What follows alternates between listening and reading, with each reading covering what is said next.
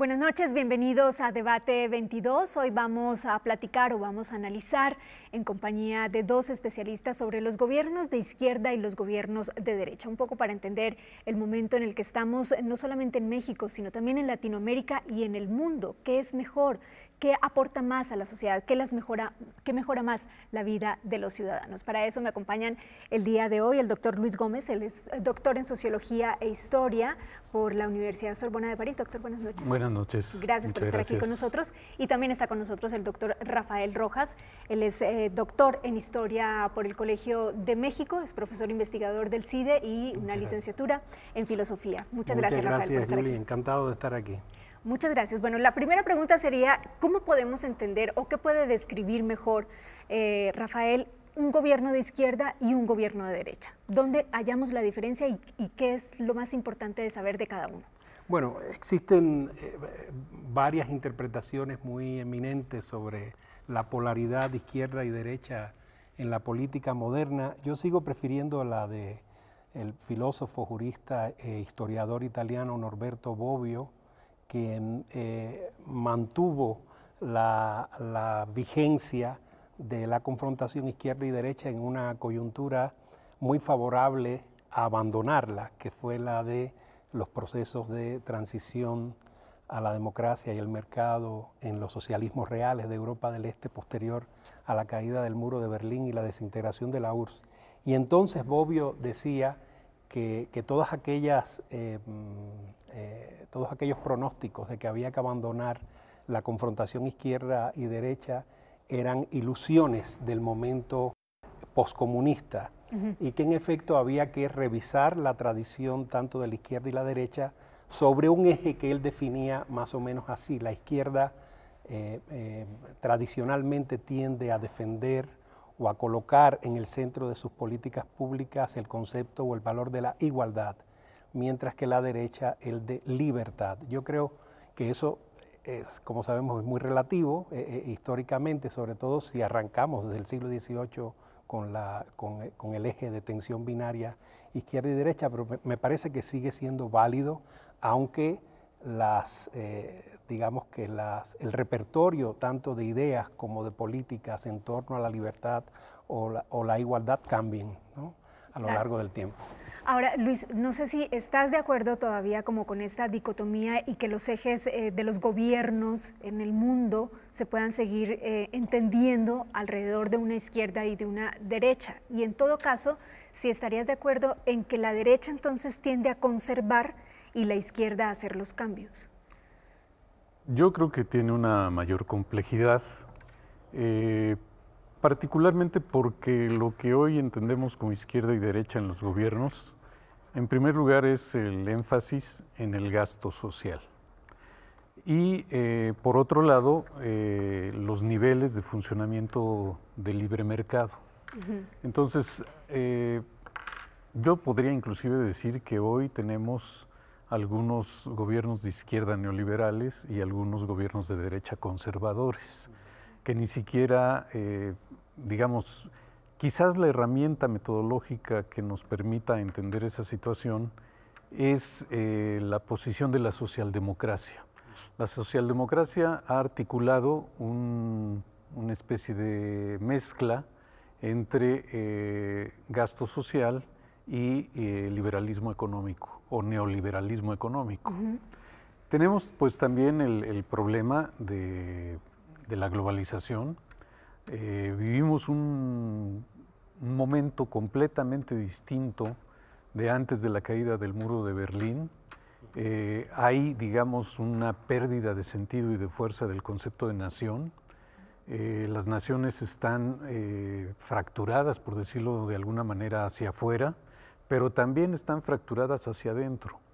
Entonces, esta explosión y esta implosión hace que los gobiernos pues tengan muchos tropiezos, tanto los de derecha como de izquierda, porque no están entendiendo que vivimos una nueva realidad en donde no basta polarizar las cosas entre izquierda y derecha. Y además, no solamente no basta, sino que el mundo se explica a través, o el caos político del mundo o del hombre, se explica a través de distintas aristas. Uno es tal vez el sentido ideológico, pero otro es la parte económica, que es muy importante. Pero quisiera insistir, los cambios es una bandera de la izquierda y en ese sentido es más difícil para la izquierda gobernar porque le toca presentar una propuesta de buenos cambios, después enfrentarse a la resistencia que tienen esos cambios y después implantarlos y ver hasta dónde puede llegar. ¿Es así? Bueno, ahí yo creo igual, habría que matizar porque justo en el periodo que identificamos como neoliberal, yo creo que habría que hacer tal vez algunas precisiones más en la periodización histórica que llamamos de periodo neoliberal o de globalización.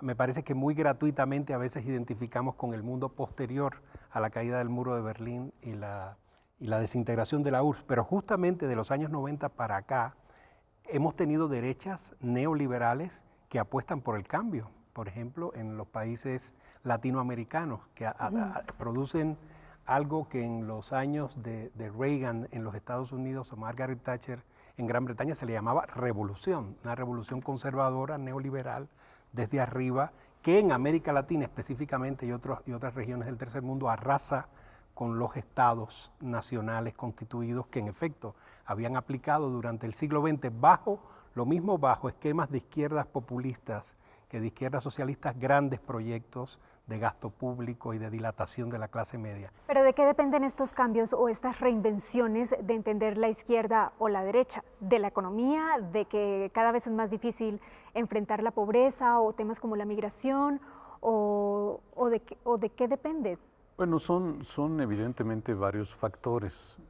Entre ellos hay que considerar que hay, digamos, derechas muy conservadoras actualmente, como la norteamericana, con el gobierno de Trump, que está planteando una especie de regreso al mundo industrial tradicional, cerrado y en búsqueda de el mercado interior como su referente principal, cuando en realidad vivimos una época de una revolución del conocimiento, de la informática, de la robótica, de las ciencias, que reconfigura el espectro. Si nosotros hacemos un análisis de lo que hoy es Estados Unidos, podemos ver cómo hay un centro conservador y hay unas costas, quizás salvo Florida, progresistas, ancladas sobre todo en la innovación tecnológica, en la globalización y que preconizan políticas que mezclan efectivamente innovación y al mismo tiempo gasto social. Me gustaría que platicáramos, perdón, regresando del corte, ya de ejemplos más concretos en América Latina, principalmente México, Colombia, Brasil, qué es lo que está pasando, cuál es la relación de la izquierda o la derecha con los militares, por ejemplo, también con la religión, con ciertas instituciones. Cuando volvamos de una pausa, continuamos hablando sobre esto. Claro que sí.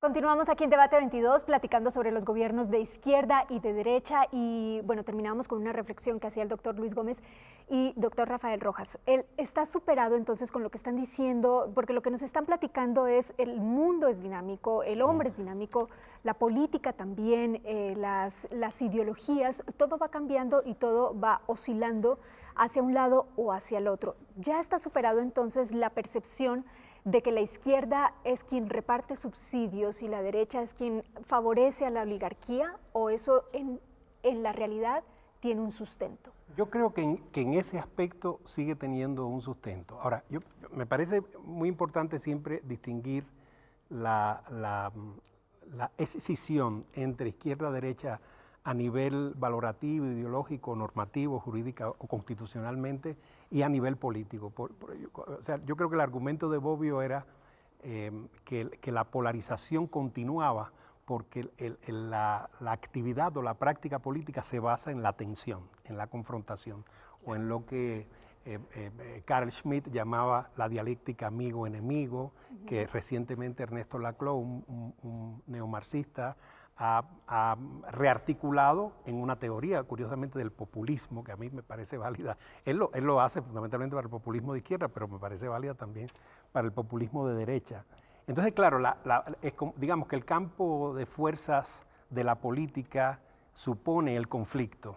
Y ahí es donde se manifiesta no solo la polaridad de izquierda y derecha, recordemos que hay un centro siempre entre una izquierda y una derecha en cualquier país y en cualquier sociedad se establece un centro y que además se complejiza más el espectro porque tenemos un centro izquierda y un centro derecha y tenemos extremos de izquierda y derecha. Eso sucede en todas las naciones. Ahora, eso es al nivel de la política. Al nivel de la ideología es que se producen estas mutaciones muy curiosas, como la que mencionaba el doctor Gómez, que ahora tenemos, por ejemplo, una derecha que es globalifóbica, xenófoba, nacionalista, antiinmigrante, proteccionista, es decir, que abandona algunos de los paradigmas del proyecto neoliberal, que uno de ellos era el libre comercio, por ejemplo. Eso lo tenemos no solo con Trump en Estados Unidos, se prolifera en las derechas europeas esta vuelta al proteccionismo. Y al nacionalismo, vamos a llamarle así. Cuando, por ejemplo, durante la Guerra Fría y la primera posguerra fría, el nacionalismo fue un valor fundamentalmente de la izquierda. Especialmente en el tercer mundo, el nacionalismo es un componente clave de las izquierdas descolonizadoras, anticoloniales, que se articulan en los años 60, ¿verdad? Con la Tricontinental, la OSPAAL y todos aquellos proyectos que buscaban alentar los nacionalismos revolucionarios por un lado y las descolonizaciones en Asia y África. Entonces ahora tenemos una mutación muy curiosa. Ahora, en el caso que tú mencionas de la oligarquía, que tiene que ver con la desigualdad, yo creo que ahí los acentos siguen estando divididos de la manera tradicional. La izquierda busca avanzar hacia una distribución equitativa del ingreso, desarrollar la igualdad, acortar la distancia entre ricos y pobres, y la derecha sí sigue apostando por un sistema jerárquico, por un orden y una estabilidad que está basado justamente en la diferencia de ingresos, ¿no? Doctor Luis Gómez, de todas formas, Rafael Rojas habla de las mutaciones que puede verse en estas ideologías o desde la izquierda o desde la derecha, y sin embargo algo que podría no cambiar a pesar de que hay instituciones que permiten proteger más las democracias de los distintos países. Hay desde la izquierda o desde la derecha gobernantes que se sienten atraídos por perpetuarse en el poder, y de esos tenemos varios ejemplos. En Latinoamérica principalmente podemos hablar de varios de la izquierda o de la derecha. Eso no cambia. Bueno, en realidad para que se produzca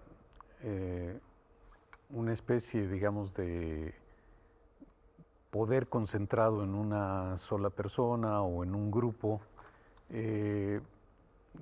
está dicho que está dentro de las propias bases constitucionales de los gobiernos democráticos, a partir del concepto de estado de excepción.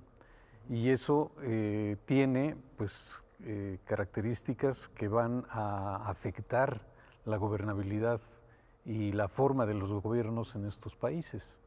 En ese sentido, a mí me parece muy interesante, por ejemplo, lo que dice Foucault, que es uno de los primeros teóricos que abordó el neoliberalismo, señalando cómo los países más izquierdistas o inclusive del socialismo real tendrían que hacer una reforma de fondo en términos de buscar la libertad de la iniciativa individual.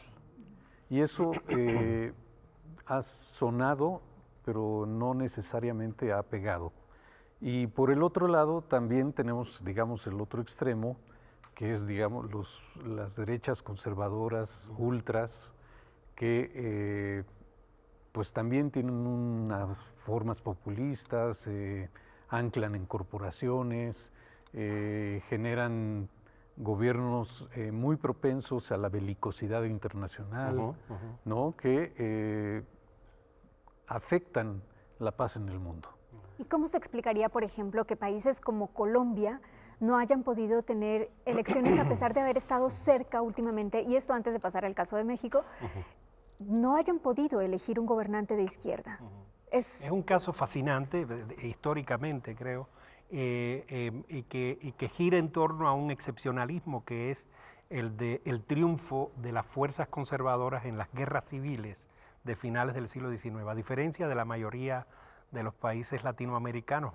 Los casos emblemáticos serían Venezuela, México, Argentina, donde hubo guerras civiles entre liberales y conservadores, y los liberales aniquilaron a los conservadores y detentaron una hegemonía de casi medio siglo en los poderes. En México, por ejemplo, sería toda la hegemonía que va de los liberales de las repúblicas restauradas a la Revolución de 1910, es decir, desde Juárez y Lerdo hasta Madero, vamos a poner así, son 30 y tantos años.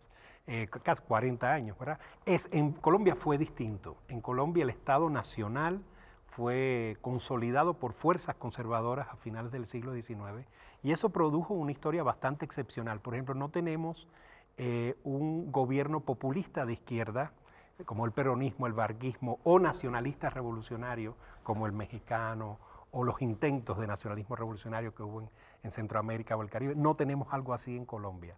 El único momento de aproximación fue el de Jorge Eliezer Gaitán en una tendencia del Partido Liberal Colombiano, que sabemos cómo acabó, ¿verdad? Con el asesinato de Gaitán y la instauración de Pizarro. Sí, bueno, después vendrá una dictadura, la de Rojas Pinilla, y luego después la larguísima guerra civil de guerrillas en Colombia, que también forma parte de esa estructura como excepcional de la historia colombiana, ¿no? Sí, pero creo que parte de la dificultad por la que Gustavo Petro no pudo llegar al poder, que es ese pasado fuertemente guerrillero de la izquierda colombiana. Y es una guerrilla permanente y que ha permeado mucho la vida de los colombianos. Hay otro ejemplo que me gustaría también como entender y es el de Brasil. ¿Cómo es posible que en tan poco tiempo, digo, entendiéndolo en un periodo histórico, pero en tan poco tiempo, Brasil pase de la izquierda a la derecha? Extrema. Bueno, vamos a platicar sobre el caso de México y el gobierno que tenemos en este momento después de un corte y vamos a tratar de entender si estamos realmente en la izquierda.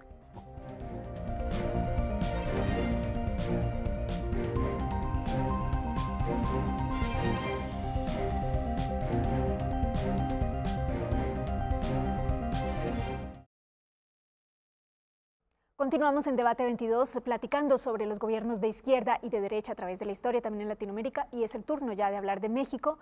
Doctor Luis Gómez, tenemos en México en este momento, ¿se puede decir es un gobierno de izquierda desde todas las aristas o es una, bueno, no sé si utilizar nuevamente la palabra del doctor Rafael Rojas, mutación? Pues es muy difícil caracterizar lo que tenemos, en una gran medida porque efectivamente hay, yo no le podría llamar equívocos, pero ópticas que están dibujando un gobierno que yo diría todavía no tiene una identidad izquierda-derecha, porque hay elementos, por ejemplo, se piensa con toda la idea de la austeridad republicana, que México tiene un gobierno rico con un pueblo pobre. Sin embargo, efectivamente una de las críticas neoliberales es acabar con los gobiernos gordos. Exacto. ¿No? Y en esa medida hay que adelgazarlos. En ese sentido, pues pareciera que esa práctica tiene una identificación de otra naturaleza, desde una perspectiva que se denomina de izquierda porque busca recaudar toda una serie de recursos que puedan ser llevados hacia los programas sociales, que tampoco yo caracterizaría necesariamente como populistas. Hay algunos que son buenos, como por ejemplo el de los jóvenes entrenados en las empresas. Es una política clásica socialdemocrática que ha buscado formar jóvenes dentro del trabajo mismo y que a los empresarios pues les ofrece la posibilidad de contratar barato, de tener una gente formada y de luego incorporarla normalmente al trabajo. En esta medida, pues sí yo diría que todavía no estamos en la posibilidad de decir con toda certeza que es un gobierno de izquierda.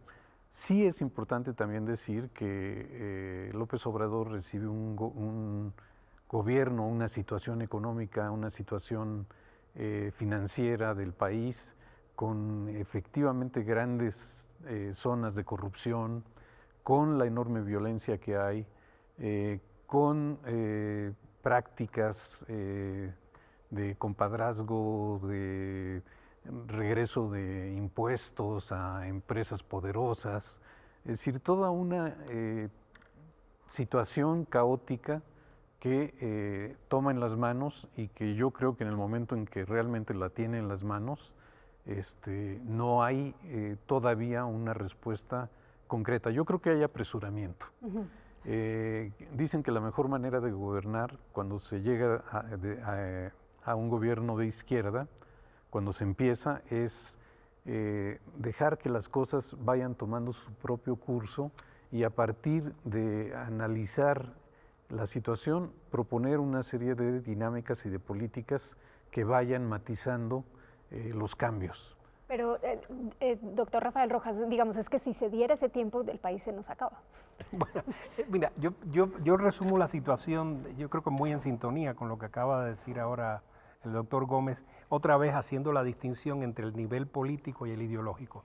A nivel político es evidente que Andrés Manuel López Obrador es el líder de la izquierda mexicana real. Vamos a decir, él llega al poder con el respaldo de múltiples movimientos que llevaban años en la lucha contra el régimen neoliberal, vamos a llamarle así, contra un conjunto de políticas económicas y sociales propias de los gobiernos de Carlos Salinas de Gortari, sobre todo hasta el gobierno de Enrique Peña Nieto. Ahora, desde el punto de vista ideológico tenemos estos muy curiosos desplazamientos del siglo XXI. Por ejemplo, ya se mencionó uno que tiene que ver con la austeridad republicana o esta política de recortes en el gasto público a sectores muy sensibles y muy tradicionales de la izquierda, como el que tiene que ver, por ejemplo, con las ciencias sociales, pero podríamos mencionar otros desplazamientos, por ejemplo, la relación con el ejército, el rol del ejército en la política de seguridad,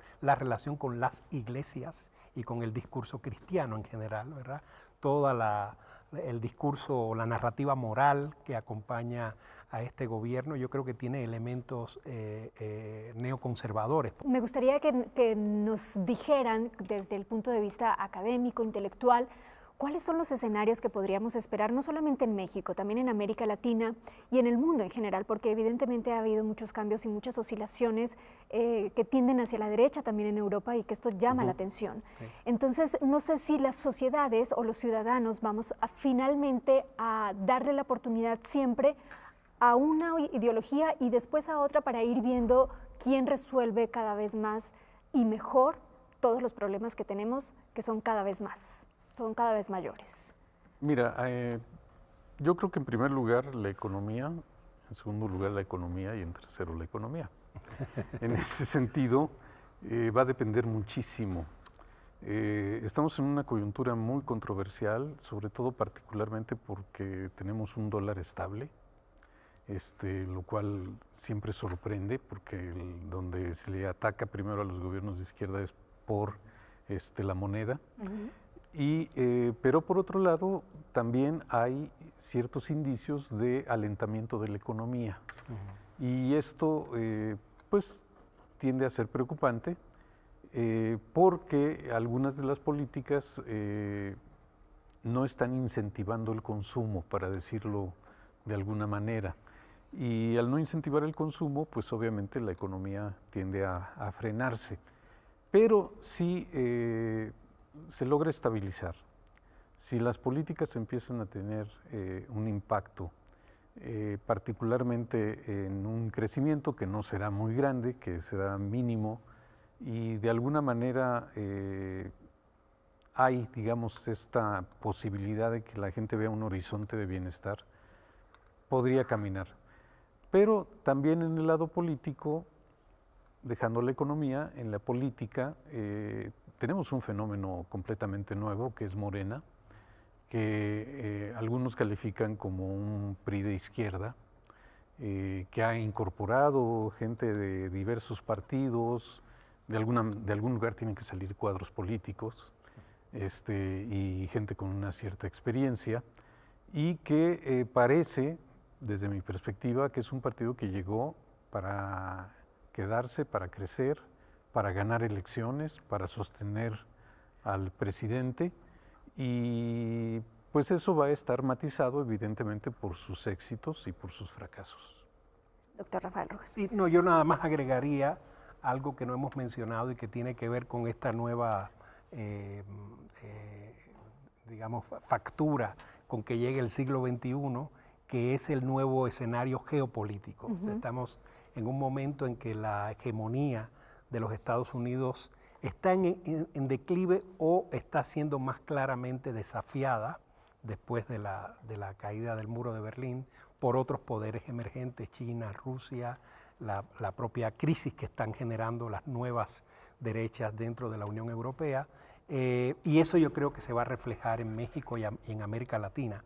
En un momento de confrontación previo, que fue el de la Guerra Fría, vimos que el escenario de una geopolítica bipolar favorecía o desfavorecía, da igual, depende del caso, a las izquierdas.